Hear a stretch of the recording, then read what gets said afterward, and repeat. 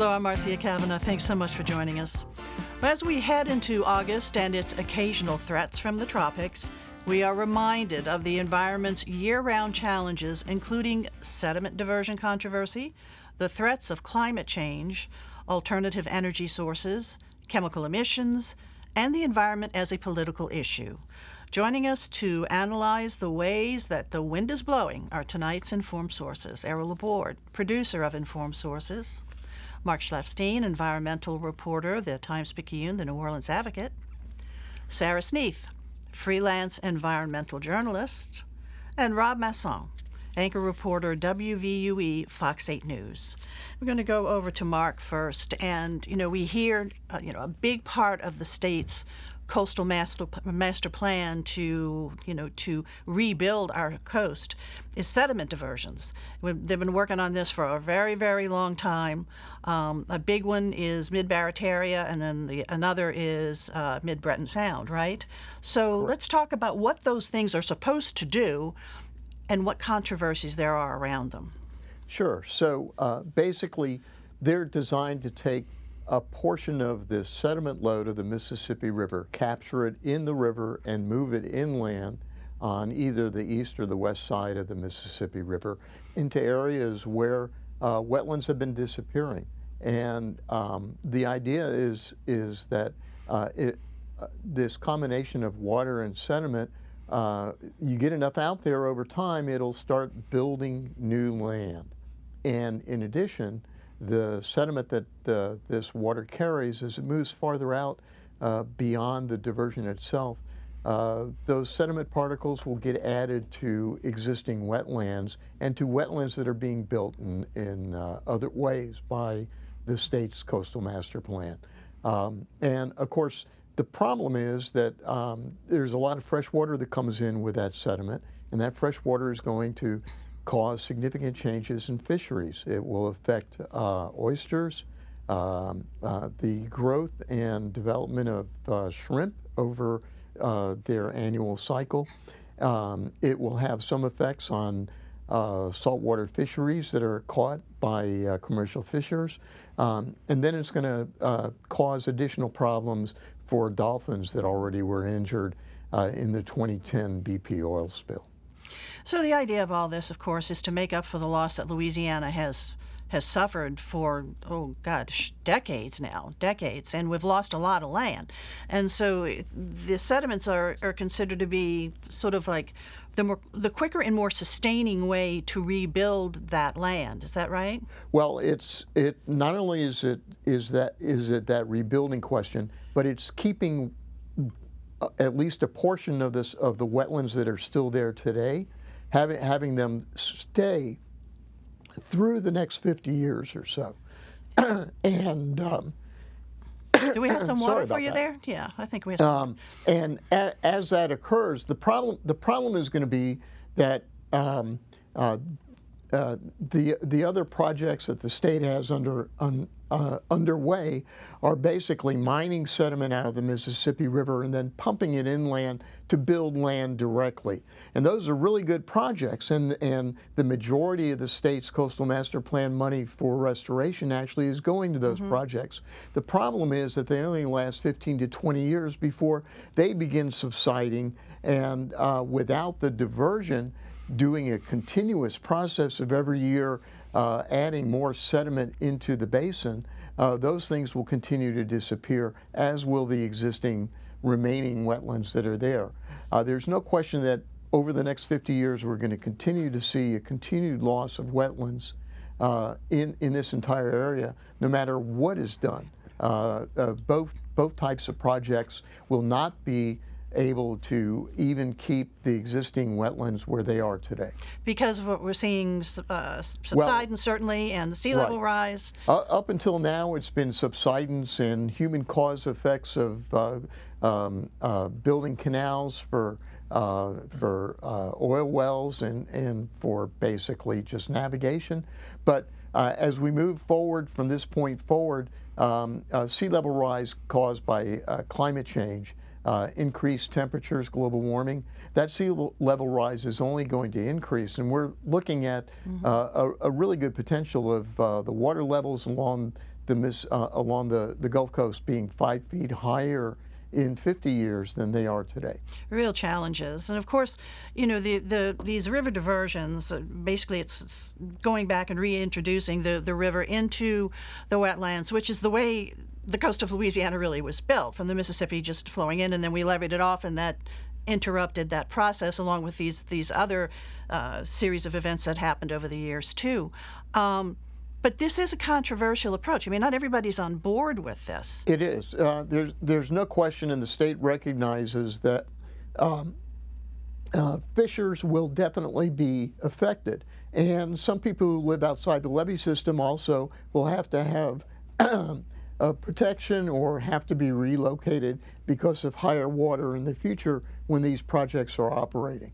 So that stuff is going to happen. The state has a significant chunk of money that is built into this $2 billion project on the east side, $1 billion project, I'm sorry, on the west side, $1 billion project on the east side. They've got a significant chunk of money to basically mitigate those effects. Whether or not it'll be enough over time to assure that fishers are able to still be able to catch fisheries farther south than where they are now over time, it really is an unknown, and that's where the politics are involved. So at what point are we now for these diversions? I mean, there's been years and years of study and planning, et cetera. Where are we now with it? Right. So right now the state has a permit request in for the Corps of Engineers for federal permits that would allow the diversion to be built. That process, there's been an environmental impact statement that is out. It's being reassessed based on public comments. The comment period just ended about a month ago, and later this year the Corps will update that environmental impact statement and then determine whether or not the permits should be provided to allow the project to move forward. And Marcia, if you don't mind, I know Sarah's been covering this story too, and Sarah, I'd be curious about your perspective on this. Right. Well, I think Mark has laid it out all very well, that there's not a clear answer, and parties on both sides would probably have conflicting views of what's right. But I think that something absolutely has to be done.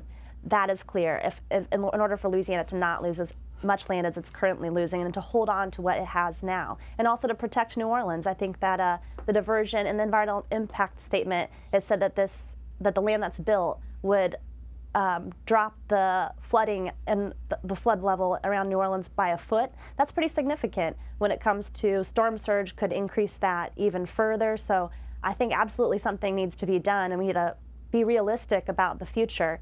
But it is very hard for those people who are being sacrificed, or their livelihoods are being sacrificed, and I think we need to acknowledge that with some sort of compensation. And, you know, we are running out of time. You know, as you said, something needs to be done. We don't have forever to try to figure this one out. So, Mark, I wanted to ask you just a real quick answer. What do you think is the timetable?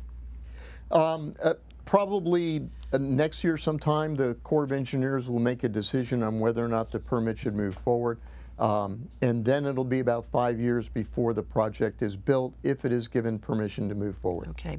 All righty. Thanks a lot, both of you guys. Let's go on to move over to Rob right now. And, of course, you know, the energy industry has been vital to the state of Louisiana. It's a big part of our economy. And, you know, it's had its played its part too in what's happening with our coast. So people are talking about renewable energy now, and also looking to Louisiana, including energy companies, for that. No doubt about that, Marcia. And as we talk about the land loss, a lot of people do blame the industry's role in that, in cutting these canals, and people want to move away from that. And certainly there are a lot of repercussions from that we have to deal with. And these diversions are, you know, they've been going on for a while now, but the outcry to this one, I don't think we've heard that much. And but moving in a different direction, President Biden and Governor Edwards have both made it a priority to try and develop alternative forms of energy to try and minimize this coastal land loss, the rising sea level, that sort of thing. And there does seem to be a real strong push to develop wind energy in New Orleans. The largest wind turbine blades in the world are being designed and built out at LM Industries at NASA Michoud right now. Avondale has sort of reinvented itself under the guidance of a company called T. Parker Host, and they're actually shipping wind turbine blades to different wind farms inside the United States. And GNO Inc. says Louisiana is a natural to take advantage of this industry for many reasons. They've been involved in offshore oil development for a long time. They know how to fabricate structures that could be used for the wind industry. And they're also building vessels now at Edison Schleifstein down in Lafourche Parish that will service wind turbines, primarily in Rhode Island, where some of these large wind farms are now being developed. The Bureau of Ocean Energy Management is now soliciting bids to try and develop the Gulf of Mexico for wind power. They say that the potential for wind power is extremely strong. This part of the country could be a top 5 for the development of these industries, and they're now starting to solicit bids. And the good news is that so a lot of these wind turbines now are able to withstand hurricane force winds too. So the potential seems big, and it seems a lot of people believe that a lot of Louisiana industries that were formerly tied to the oil and gas industry will be able to dovetail into this. You'll hear complaints that some of the jobs will not be as well paying as oil industry jobs. The turnaround can't happen tomorrow, but the transition is underway. And GNO Inc. has started a wind power initiative to try and get these different industries together to try and develop it and create jobs here in Louisiana while developing an alternative source of energy. So already it sounds like Louisiana energy-related companies are involved in this, are getting involved in the wind power. That is very true, Marcia. Some of these leases have been approved for the East Coast off of Rhode Island. Edison Schleifstein built a new ship that's designed to go service some of these very, very large wind turbines offshore, and that was 300 jobs right there. Gulf Island Fabricators is also involved, Keystone Engineering, and there's about 100 different companies involved in GNO Inc.'s consortium to try and develop new opportunities for wind power and make sure that Louisiana is positioned to take advantage of them. Do you think we'll see a wind farm, as it were, out in the Gulf? I think it's entirely possible, and I think the Bureau of Ocean Energy Management has kind of set a 4 or 5 year timetable to try and get some of that construction going. And with the potential out there, with the price of oil and gas where it is now, with the political push that's in place now from the president to the governor, it does seem to be gaining some momentum right now. I think in the future you're going to see these wind farms as part of the rural landscape around the world. I mean, you're starting to see these in more and more places as something that's coming. And if they're not near a body of water, they might be high on a hill or something, but somewhere where they can get wind to make those turbines spin. Well, it's interesting. I was out in California recently, and I think in the Sacramento area there are some very, very large wind farms out there. Primarily here in Louisiana, they're talking about offshore development out in the Gulf of Mexico, the shallow Gulf of Mexico. But where you build some of these facilities, there tends to be opposition. There's also a lot of solar farms being built in Louisiana right now. The largest one in the state is being built in Washington Parish. I think there's one proposed for Times-Picayune Parish, and they're meeting some resistance now. People don't want them in their backyard. The neat thing about the wind power industry, it could be way offshore where it doesn't interfere with people's farmland or neighborhoods. All right, Rob, thanks a lot. You know, we've talked about the coast and the concern about the eroding coast and how to try to rebuild our coast, our disappearing coast, alternative energy. It's all focused on climate change, which we are hearing about more and more and growing more and more concerned about. Sara, let's go over to you. And you've looked into how climate change is impacting industry. Yeah, that's right. I think, just to your point, Louisiana has a unique perspective in that we are a huge energy production state, and we're also very vulnerable to climate change. So that puts us in a position to really address the impacts of climate change. And I did a story about how the refineries and chemical plants on our coast are so vulnerable to climate change because we have more intense hurricanes and more flooding. And that puts these facilities in risk. They're no different than any other sort of infrastructure in that they can be damaged, and as a result, they could leak toxic chemicals. And specifically, you looked into a plant in Lake Charles area? Yeah, what got me started on looking into this was after Hurricane Laura, chlorine manufacturing facility in Lake Charles caught on fire and leaked chlorine, and I wanted to see. No one was hurt to the degree that no one died. Nothing terrible happened. People's breathing was impacted, but it could have been much worse. And it made me think, what could the worst thing that happen to a chemical plant? What if one was struck directly and it wasn't prepared? So I analyzed the 30 coastal facilities with the most toxic storage on site and how likely they were to impact communities. Just one facility, Rubicon in Geismar, if it was hit, their worst case scenario that they have registered with the EPA says that they would impact 890,000 people. So a large portion of the Louisiana population, I think 19% of the Louisiana population, could be affected by just this one facility if it was hit directly and caught unprepared with these toxic chemicals on site. So just sort of industry in general and the research that you've done so far, how are they responding to these growing threats? Well, I think that's a very good question and not necessarily one that I was able to answer. And I think that's the problem, is that these worst case scenarios that these industries have to account for and have to tell the EPA about, they're not transparent to the public.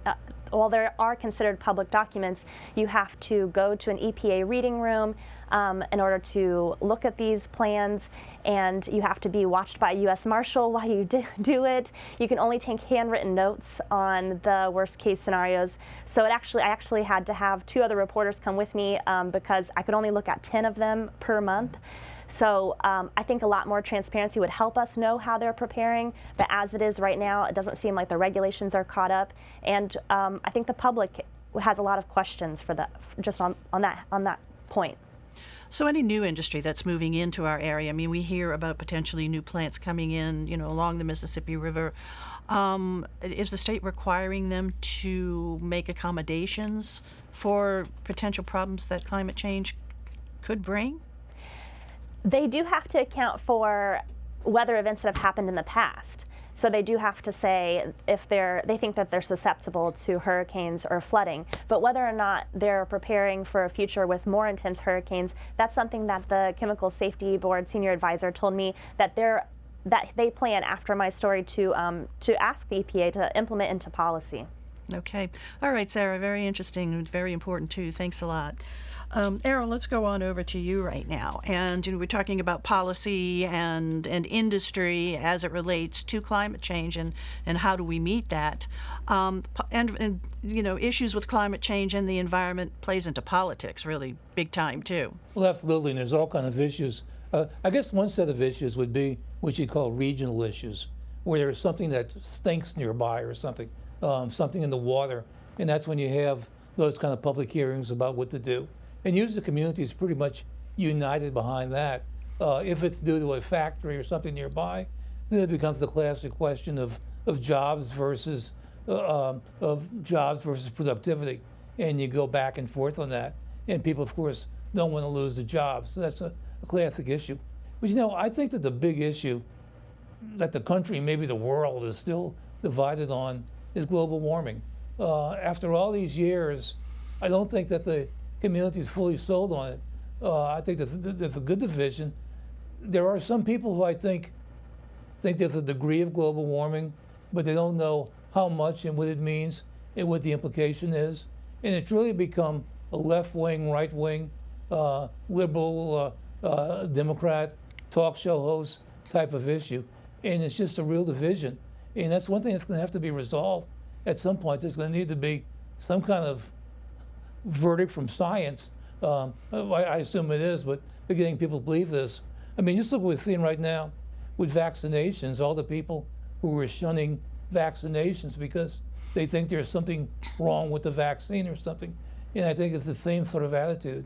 So there's a big educational thing, and there needs to be a powerful personality somewhere out there that can convince people and develop more support for it. If I can jump in there Sure. real quick, I'll just point out that in Louisiana, that powerful personality is John Bel Edwards, the governor, who has a climate initiatives task force that he's created that is in the midst of coming up with a plan for reducing the climate emissions down to net zero by 2050 in the state of Louisiana. And how much is that? That's 217 million tons of emissions that are now being put into the air by different sectors of the state's economy. 62% of that by the state's petrochemical and oil and gas industries. So there will be, over the next 6 months, actual proposals by the state to reduce these things, which the industry is likely to fight back on, saying it's going to cost jobs, but at the same time, just those reductions are going to create jobs as well, either through the requirements of having to redo your plants to make them reduce the amount of carbon they're producing, using different fuels to heat things up, or getting rid of that stuff completely by pumping it underground into deep injection wells. All of those things are huge financial investments that will be made in our state, and will be the other, the other side of that potentially expensive coin of as we move out of oil and gas into some other way of producing energy. You're right. We've seen with COVID that he's good at presenting complex scientific issues in a way that people understand. I think he's been very good about this during this process.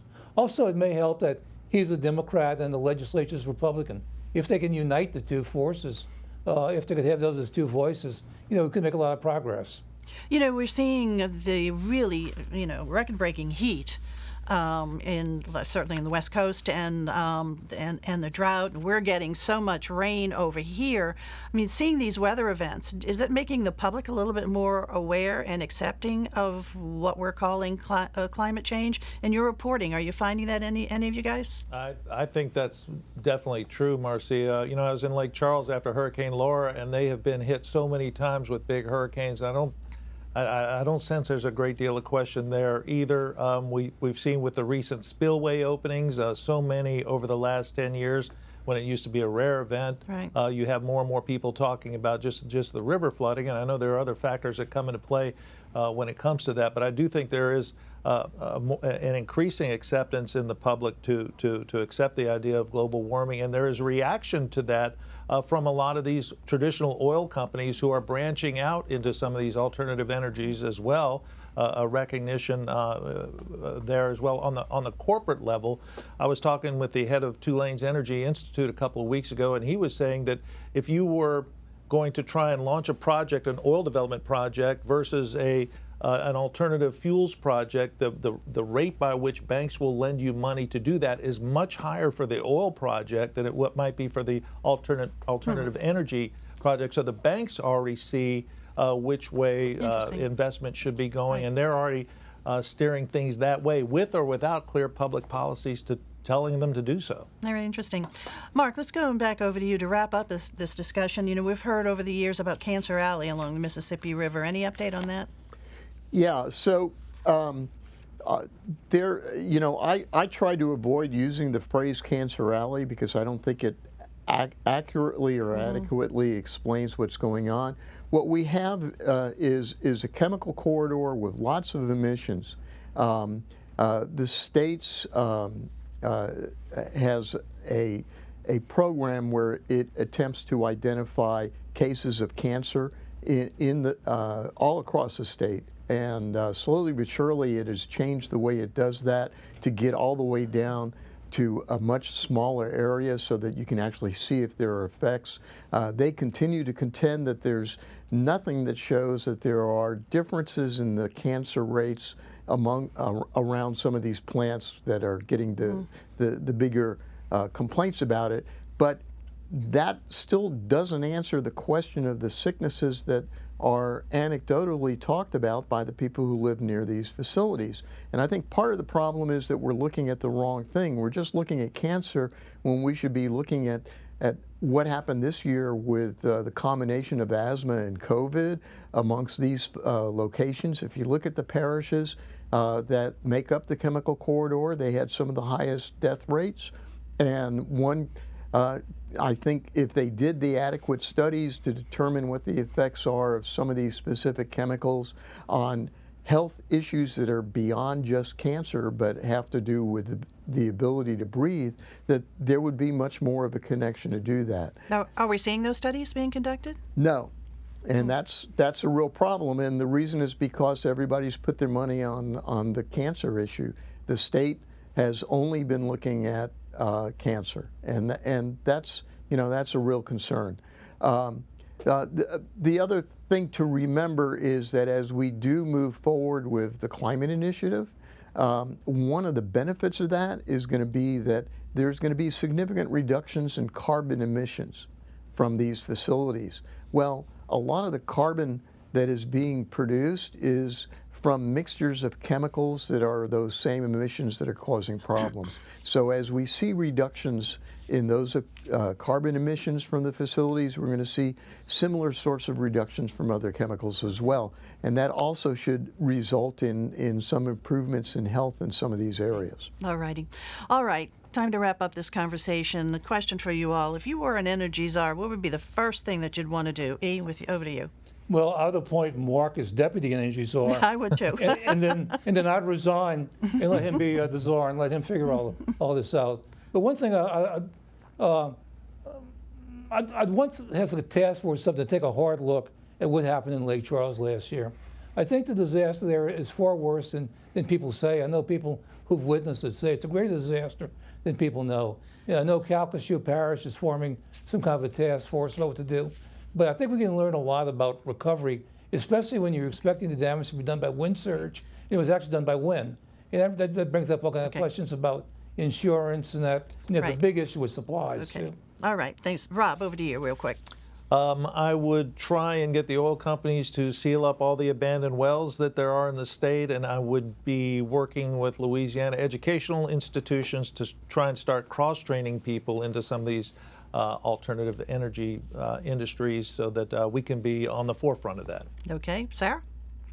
Well, I'm still a journalist at heart, so I would say transparency is what we need the most. I think that most Louisiana residents do acknowledge climate change, and the politicians are still just playing politics, and we need them to actually look at the science and do what the science says is needed to be done. Mark, real quick to you. If I were the national energy czar, I would put in place today a carbon tax, a tax on carbon emissions, with the money redistributed to locations that will be directly affected by the effects that carbon tax will have on industry. Okay. Very interesting, guys. Thanks a lot for joining us. Thank you all for joining us, too. See you again next week for Informed Sources. Have a good evening.